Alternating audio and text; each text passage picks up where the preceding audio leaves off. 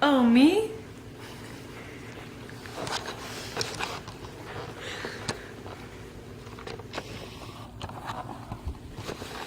Okay. If I cut out circles and I show them to you, all different sizes and shapes, what would y'all say? Circle number 1. Big. Very large. Enormous. Ginormous.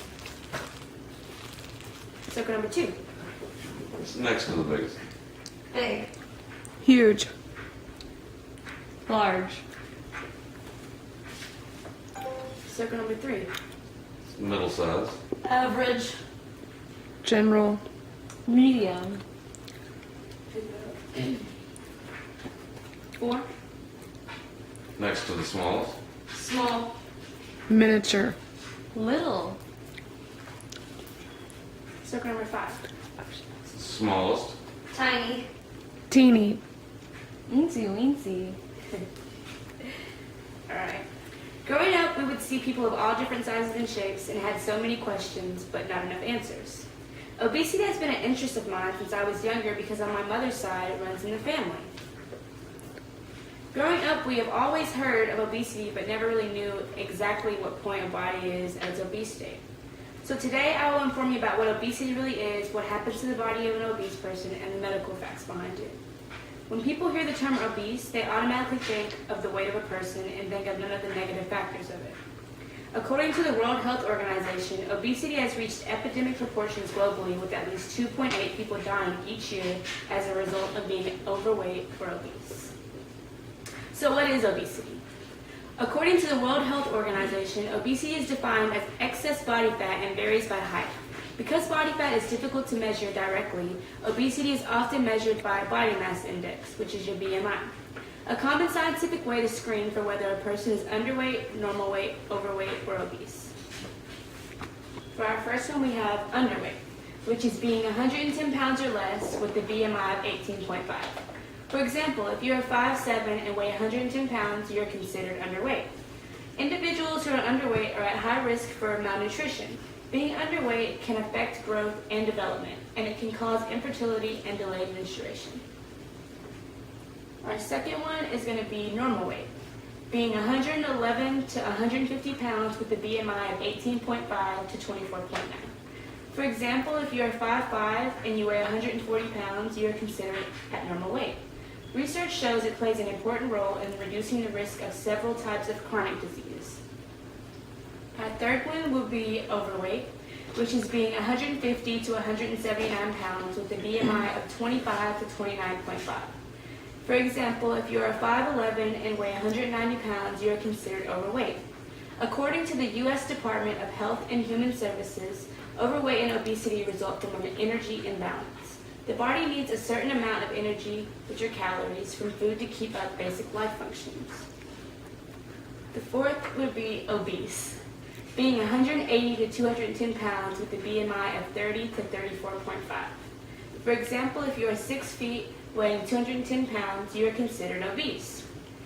They entail a higher risk of developing type 2 diabetes, cardiovascular diseases, several common forms of cancer, osteoarthritis, and other health problems. To be considered obese, you must meet the factors depending on your height, with a weight of 203 pounds or more, and have a BMI of 30 or higher. Now that we know the actual definition of obese and what it means to be obese, let's discuss what actually happens to the body of an obese person. In addition to aches and pains and physical limitations, obese adults face a higher risk of a number of health problems, including high blood pressure, diabetes, heart disease, strokes, abnormal blood fats, cancer, metabolic syndrome, and gallstones. And this is from the ASMBS. In addition to learning about what obesity really is and what state you are actually considered obese, there are also medical facts. There are ways to prevent the body from getting in this state. Also, according to the ASMBS, obesity prompts a strenuous diet in the hopes of reaching the ideal body weight. Not saying you can't eat anything you want, but just eat in moderation.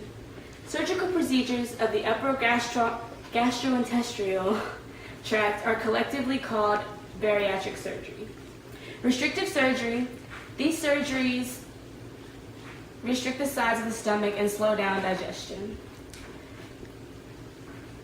Malabsorbent restrictive surgeries are surgeries that restrict the size of the stomach but also bypass or remove part of your digestive system to decrease absorption of food and calories. You would need surgery if you had a BMI of greater than 40 or with a BMI of greater than 35. Who have serious medical problems such as sleep apnea, which would improve with weight loss. ASMBS also states that medication treatment of obesity should be used only in patients who have health risks related to obesity. Medications should be used in patients with a BMI greater than 30 or in those with a BMI of greater than 27, who have other medical conditions such as high blood pressure, diabetes, high blood cholesterol. That would put them at risk for developing heart disease. Because when we hear the word obese, we initially think of someone who is fat or oversized. We never think of the outcome, and we always oversee the bad parts of obesity, or we just flat out do not know. What we have gained knowledge behind is that the information can be passed along and hopefully contribute to our obesity rate. Does anyone have any questions? No? Okay, good. Here is going to be the visual on how to tell if you're underweight, normal weight, overweight, or obese. Like, I'll use myself for an example. I'm 5'4", and I weigh 130, so that puts myself at a BMI of 22, which is in the normal healthy weight. And that is the end of my speech.